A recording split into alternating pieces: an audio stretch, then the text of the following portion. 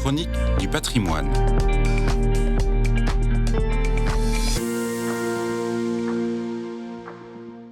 Le patrimoine syrien, d'une richesse incroyable par la multitude de civilisations qui l'ont façonné, a subi de graves destructions pendant les 13 ans de guerre civile en Syrie.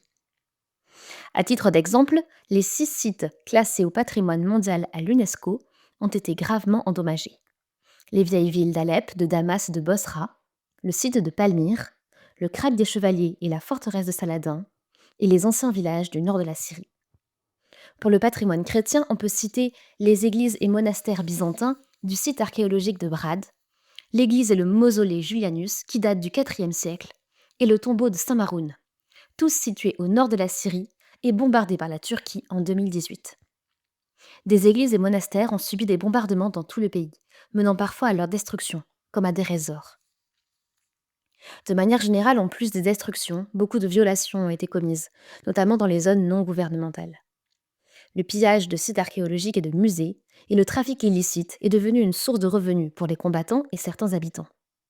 Des sites ont été occupés illégalement, servant de refuge à des populations déplacées. Des mines sont présentes dans certains sites.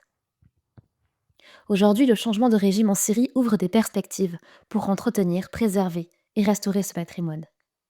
Pour les acteurs du patrimoine, le protéger et le reconstruire devrait être une priorité pour le nouveau gouvernement. Outre sa valeur intrinsèque incomparable, ce patrimoine donne à tous les Syriens une occasion unique de renouer avec la richesse de leur histoire, les influences multiples qui constituent leur identité, et permet aux différentes communautés de travailler ensemble à recréer une Syrie plus fraternelle et réconciliée.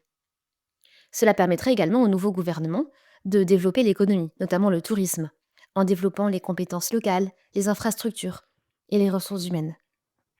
La priorité, sauvegarder les lieux menacés, inventorier les pièces manquantes dans les musées et aider les scientifiques et archéologues à revenir travailler en Syrie.